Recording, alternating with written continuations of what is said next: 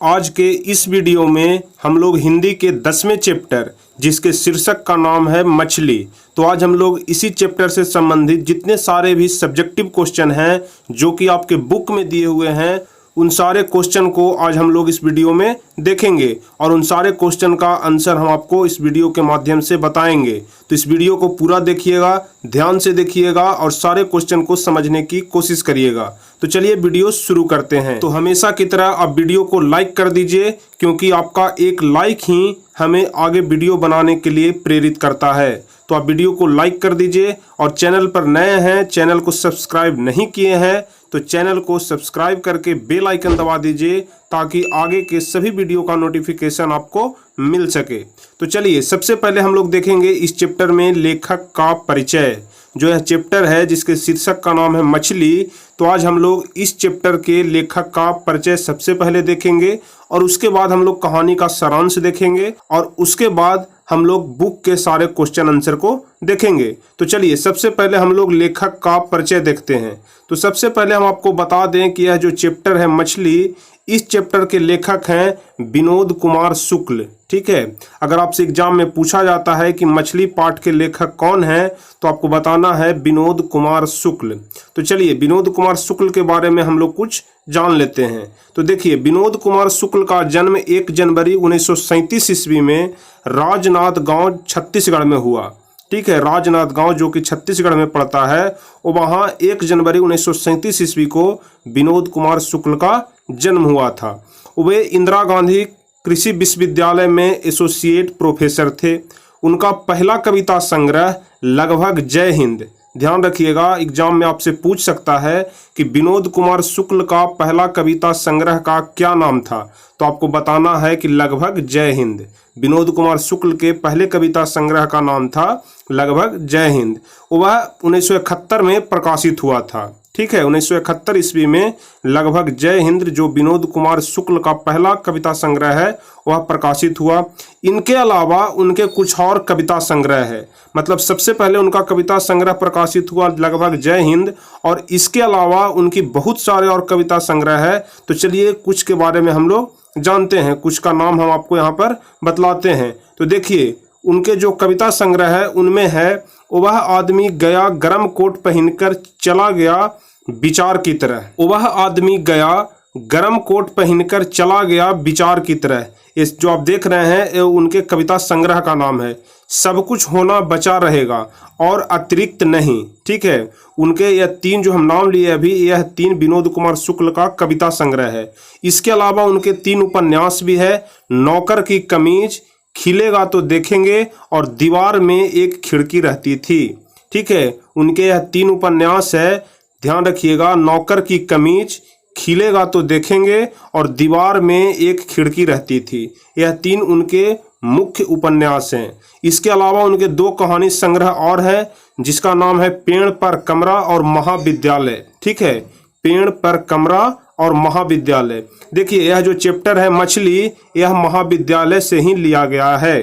विनोद कुमार शुक्ल का जो यह कविता है महाविद्यालय, इसी से यह चैप्टर को लिया गया है। विनोद कुमार शुक्ल को 1992 ईस्वी में रघुवीर सहाय स्मृति पुरस्कार मिला। ध्यान रखिएगा 1992 ईस्वी में रघुवीर सहाय स्मृति पुरस्कार दिया गया। 1997 ईस्वी में दयावती मोदी कवि शेखर सम्मान से उनको सम्मानित किया गया और 1990 में साहित्य अकादमी पुरस्कार भी वो प्राप्त कर चुके हैं। विनोद कुमार शुक्ल को 3 पुरस्कार से पुरस्कृत किया गया है जिसमें 1992 में रघुवीर सहाय और 1997 में दयावती मोदी कवि शेखर सम्मान और 1990 में साहित्य अकादमी पुरस्कार दिया गया है। देखिए यहाँ पर जो लिखा हुआ है इसके बारे में हम आपको अभी बताए कि यह जो कहानी है, प्रस्तुत कहानी, यह महाविद्यालय से संकलन किया गया है। जो विनोद कुमार शुक्ल की कविता यहाँ पर जो हम आपको बताए महाविद्यालय, इसी से यह उद्धृत किया गया है, कुछ पाठ को लिया गया है।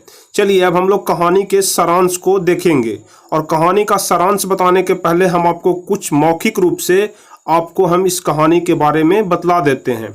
देखिए यह जो कहानी है एक बच्चे पर आधारित है जिसे मछली बहुत अधिक पसंद रहता है। वह मछली को पालना चाहता है। उसके घर में पिताजी एक दिन मछली लेकर के आते हैं। कुछ मछलियां झोले में रहती है जिसे वह चाहता है कि उसमें से एक मछली को लेकर के वह कुएं में डाल दे और जब मन करे उसको खेलने का उसे वह निकाले और खेल कर फिर उसे पुनः कुएं में डाल दे। लेकिन उसकी जो दीदी रहती है वह उसे मछली लेने से मना कर देती है। इसके अलावा उसके पिताजी भी गुस्से हो जाते हैं और अंत में वह मछली को नहीं ले पाता है और वह बेचारा निराश हो जाता है। इसी के आसपास यह कहानी चलती है। तो देखिए, हम आपको कहानी का सारांश बतलाते हैं, ध्यान से समझिएगा। देखिए, दौड़ते हुए हम लोग एक पतली गली में घुस गए। इस गली से घर नज़दीक पड़ता था। वह जो बच्चा था वह दौड़ते हुए गली में घुस गया क्योंकि उस गली से उसका घर नज़दीक पड़ता था। दूसरे रास्तों में बहुत भीड़ थी। बाजार का दिन था लेकिन बूंदे पड़ने से भीड़ के बिखराव में तेजी आ गई थी। बूंदे कहने का मतलब कि बारिश पड़ रहा था, इसके कारण भीड़ थोड़ा कम हो गया था। दौड़ इसलिए रहे थे कि डर लग रहा था कि मछलियां बिना पानी के झोले में ही न मर जाए। झोले में 3 मछलियां थी। एक तो उसी वक्त मर गई थी जब पिताजी खरीद रहे थे, वो जिंदा थी। झोले में उनकी तड़प के झटके मैं जब तक महसूस करता था, मन ही मन सोच रहा था कि एक मछली पिताजी से जरूर मांग लेंगे, फिर उसे कुएं में डालकर बहुत बड़ी करेंगे और जब मन होगा उसे बाल्टी में निकालेंगे और बाद में खिलने के बाद उसे पुनः कुएं में डाल देंगे। हम आपको पहले ही बताए कि यह बच्चा जो है वो मछली को पालना चाहता है। उसके पिताजी कुछ मछली लाए हैं, उसमें से वह एक मछली को पालना चाहता है और उसके साथ खेलना चाहता है। चलिए आगे देखते हैं। जब जोर से पानी गिरने लगा था, बरसते पानी में खड़े होकर झोले का मुंह आकाश की तरफ फैलाकर मैंने खोल दिया ताकि आकाश का पानी झोले के अंदर पड़ी मछलियों पर पड़ जाए। पानी के छींटे पाकर कहीं आसपास किसी तालाब या नदी का अंदाज कर जोर से मछली उछली। मतलब जब मछली के शरीर पर बारिश का पानी पड़ा तो उसे आभास हुआ कि वह किसी तालाब के पास या नदी के पास आ गई है। इसलिए मछली बहुत जोर से उछली और जोर से उछलने से झोला उसके हाथ से छूटते छूटते बचा। तो यहाँ पर वह लिखता है कि झोला मेरे हाथ से छूटते छूटते बचा। चलिए इसके आगे हम लोग देखेंगे। नहान घर के बाल्टी में मैंने झोलों में 3 मछलियां उड़ेल दी। अगर बाल्टी भरी होती तो मछली उछलकर नीचे आ जाती।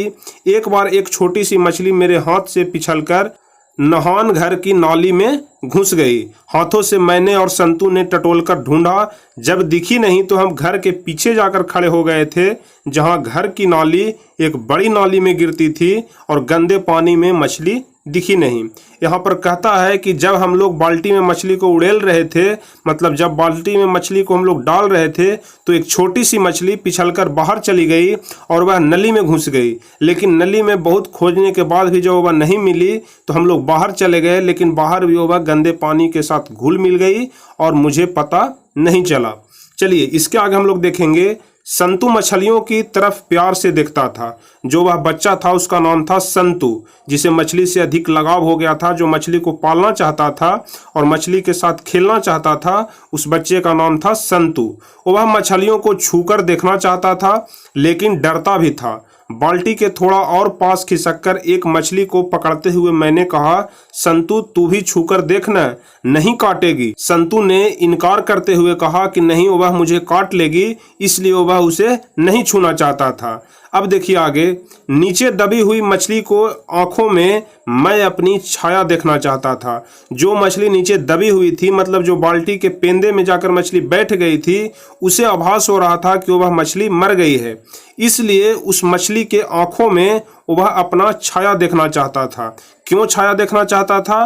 तो दीदी कहती थी कि जो मछली मर जाती है उसकी आंखों में झांकने से अपनी परछाई नहीं दिखाई पड़ती है। वह जो बच्चा था वह मछलियों के आंखों में अपना छाया, मतलब अपना परछाई देखना चाहता था, क्योंकि उसकी दीदी कभी बताई थी कि जो मछली मर जाती है उसमें किसी भी चीज की छाया नहीं बनती है। इसलिए वह मछलियों के आंखों में झांक कर यह देखना चाहता था कि मछली जिंदा है या मर गई है। देखिए माँ कहाँ है? उस तरफ मसाला पीस रही है। जो उसकी माँ थी, मतलब संतू की जो माँ थी, वह मसाला पीस रही थी मछली के लिए। मेरा दिल बैठ गया। छः मछली के मसाला होगा, आज ही बनेगी, दुख से मैंने कहा। मतलब वह नहीं चाहता था कि मछली को मारें और मछली का मीट बने, इसलिए जब उसकी माँ मसाला पीस रही थी तो वह दुखी हो गया। चलिए इसके आगे हम लोग देखेंगे। भैया मछली अभी कट जाएगी, भोलेपन से संतू ने पूछा। हाँ, फिर संतू भी उदास हो गया। माँ को घर में मछली गोश्त खाया करें, लेकिन माँ ने सख्ती से मना कर दिया और किसी को अच्छा भी नहीं लगता था, केवल पिताजी खाते थे। मतलब घर में मछली आया तो था, लेकिन घर में किसी को मछली अच्छा नहीं लगता था, सिर्फ पिताजी मछली खाते थे। भग्गू को जैसे मालूम था कि मछलियां नहान घर में है, आते ही वह अंगोछे में तीनों मछलियां निकाल लाया। कुएं में मछली पालने का उत्साह बुझा सा गया था। कमरे में जाकर देखा तो सच में दीदी करवट लिए लेटी थी। संतू को मैंने इशारे से बुलाया कि वह भी गीले कपड़े बदल ले। मतलब वह सभी लोग मछली मारने गए थे, इसलिए उनका कपड़ा भी गीला था, और जब वह घर आ रहे थे तो उस समय बारिश भी पड़ी थी, इसलिए उन सभी का कपड़ा गीला था, इसलिए वह कपड़ा बदलने के लिए बोला। शायद कुछ आहट हुई होगी। दीदी ने पलटकर हमें देखा। गीले कपड़ों में देखकर दीदी बहुत नाराज हुई, फिर प्यार से समझाया। संतू को दीदी ने खुद अपने हाथों से जाने क्यों बहुत अच्छे अच्छे कपड़े पहनाए। क्योंकि संतू अभी बच्चा था, इसलिए सभी लोग उससे प्यार करते थे, इसलिए दीदी ने उसके कपड़े बदल करके उसे अच्छे अच्छे कपड़े पहनाए। मैं घर के धोए कपड़े पहन रहा था तो दीदी ने कहा कि धोबी के धुले कपड़े पहन लो। फिर दीदी ने पेटी से मेरे लिए कपड़े निकाल दिए। संतू के बड़े बड़े बाल थे, इसलिए अभी तक गीले थे। दीदी ने संतू के बालों को टॉवेल से पोंछकर उसमें तेल लगा दिया। बाएं हाथ से संतू की ठुड्डी पकड़कर दीदी ने उसके बाल संवार दिए। जब दीदी संतू के बाल संवार रही थी तो संतू अपनी बड़ी बड़ी आंखों से दीदी को टकटकी बांधे देख रहा था। सभी कहते थे कि दीदी बहुत सुंदर है।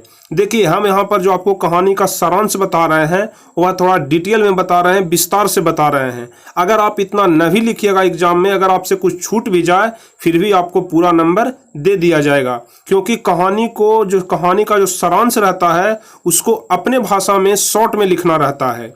कहानी का सारांश मतलब जो पाठ का सारांश होता है उसका मतलब ही होता है कि कहानी को अपनी भाषा में शॉर्ट में लिखना। तो आप इस कहानी को अच्छे से समझ करके उसे अपनी भाषा में अपने मन से उसे आप शॉर्ट में लिख सकते हैं। इतना विस्तार करने की भी आपको जरूरत नहीं पड़ेगी। देखिए, इसके आगे हम लोग देखेंगे। भग्गू मछली काट रहा था। संतू एक मछली अंगोछे से उठाकर बाहर की तरह सरपट भागा। भग्गू भी मछली काटना छोड़कर अरे अरे कहता हुआ उसके पीछे पीछे भागा। मतलब संतू को मछली बहुत खटक रही थी कि मछली को नहीं काटा जाए, इसलिए वह एक मछली को पालना चाहता था और वह एक मछली लेकर के बाहर की तरह सरपट भागा। भग्गू जो मछली काट रहा था उसे छोड़कर उसके पीछे भागा। मैं वहीं खड़ा रहा। पाटे में राख से पिटी हुई सिर कटी हुई मछली पड़ी हुई थी। बाड़े की तरफ आकर मैंने देखा कि कुएं के पास जमीन पर संतू जानबूझकर पट पड़ा था। दोनों हाथ से मछली को अपने पेट के पास छुपाए हुए था। भग्गू मछली छीनने की कोशिश कर रहा था। शायद उसे डर था कि संतू मछली कुएं में डाल देगा तो पिताजी से उसे डांट पड़ेगी। मैंने सुना कि अंदर की तरफ पिताजी के जोर जोर के चिल्लाने की आवाज आ रही थी। संतू सहमा सहमा चुपचाप खड़ा था और कीचड़ से उसके साफ अच्छे कपड़े बिल्कुल खराब हो गए थे। जब वह मछली को लेकर सरपट भागा था, इसलिए बाहर में जो बारिश हुई थी उसके कारण उसका बिल्कुल भी कपड़ा खराब हो गया था। उसके कारण उसका कपड़ा भी बिल्कुल खराब हो गया था। बाल जिसे दीदी ने संवारा था उसमें भी मिट्टी लग गई थी। तो यही आपका कहानी था जिससे हम आपको कुछ शॉर्ट में यहाँ पर बताए। अगर आप एग्जाम में इससे भी अधिक शॉर्ट करके लिखें तो आपके लिए और ज़्यादा बेहतर हो सकता है। चलिए, इसके आगे हम लोग देखेंगे जो आपके बुक का क्वेश्चन आंसर, जो आपके बुक गोधूली में दिया हुआ है। चलिए, तो सबसे पहला नंबर क्वेश्चन देखेंगे। झोले में मछलियां लेकर बच्चे दौड़ते हुए पतली गली में क्यों घुस गए। यहाँ पर जितने सारे भी क्वेश्चन आपको हम बताएंगे यह सभी अति लघुतरीय प्रश्न, मतलब मुश्किल से 20 से 25 वर्ड में आपको सारे क्वेश्चन आंसर को लिखना है। जहां से आपका लॉन्ग क्वेश्चन रहेगा जो कि एग्जाम में लॉन्ग क्वेश्चन में पूछे जाते हैं, वहां से भी हम आपको बता देंगे कि यहाँ से लॉन्ग क्वेश्चन आएगा। तो चलिए, 2 नंबर का सब क्वेश्चन है। झोले में मछलियां लेकर बच्चे दौड़ते हुए पतली गली में क्यों घुस गए। तो देखिए, इसका आंसर होगा कि झोले में मछलियां लेकर बच्चे दौड़ते हुए पतली गली में इसलिए घुस गए क्योंकि इस गली से जो घर है वो नजदीक पड़ता था। इस गली में वह दौड़ते हुए इसलिए घुस गए क्योंकि उस गली से उसका घर नजदीक पड़ता था। चलिए दूसरा नंबर क्वेश्चन देखेंगे। मछलियों को लेकर बच्चों की अभिलाषा क्या थी? मछलियों को लेकर बच्चों की अभिलाषा क्या थी? तो देखिए इसका उत्तर होगा कि मछलियों को लेकर बच्चों की अभिलाषा थी कि एक मछली पिताजी से मांगकर कुएं में डालकर उसे बहुत बड़ी करेंगे और जब मन होगा बाल्टी में निकालकर खेलेंगे और पुनः बाद में उसे कुएं में डाल देंगे। यही बच्चे लोग आपस में अपने मन में सोच रहे थे। जो संतु था वह अपने मन में सोच रहा था कि पिताजी से एक मछली मांगकर उसे कुएं में डाल देंगे और उसे बहुत बड़ी करेंगे और जब मन करेगा उसे निकालकर खेलेंगे और पुनः उसे कुएं में डाल देंगे। चलिए इसके बाद हम लोग देखेंगे तीसरा नंबर क्वेश्चन। मछलियां लिए घर आने के बाद बच्चों ने क्या किया? मछलियां लिए घर आने के बाद बच्चों ने क्या किया? तो देखिए घर आने के बाद बच्चों ने नहान घर में, मतलब जहां उनका बाथरूम था, जहां वो लोग नहाते थे, उस नहान घर में प्रवेश किया। भरी हुई बाल्टी को आधा खाली कर झोले की तीनों मछलियां उड़ेल दी। मतलब जो झोले में 3 मछलियां थी उस बाल्टी में पानी को भर करके तीनों मछलियां को उसमें उड़ेल दिया। चलिए चौथा नंबर क्वेश्चन देखेंगे। मछली को छूते हुए संतु क्यों हिचक रहा था? मछली को छूते हुए संतु क्यों हिचक रहा था? तो देखिए इसका उत्तर होगा कि संतु को मछली छूते हुए डर लग रहा था, मछली छूने से कहीं काट न ले। तो इसका जवाब आप लिखेंगे कि मछली को छूते हुए संतु इसलिए हिचक रहा था क्योंकि संतु को डर था कि कहीं मछली छूते हुए उसको काट न ले। ठीक है, तो चौथा का आंसर आपका यही हो जाएगा। चलिए पांचवा नंबर क्वेश्चन अब हम लोग देखेंगे। मछली के बारे में दीदी ने क्या जानकारी दी थी और बच्चों ने उसकी परख कैसे की? तो हम आपको कहानी के सारांश में बताए कि दीदी ने उसको मछली के बारे में बताया था कि दीदी ने मछली के बारे में बच्चों को जानकारी दी थी कि यदि मछली के आंखों में तुम्हारा परछाई दिखाई दे इसका मतलब है कि अभी मछली जिंदा है, और अगर परछाई न दिखाई दे तो इसका मतलब है कि मछली मर गया है।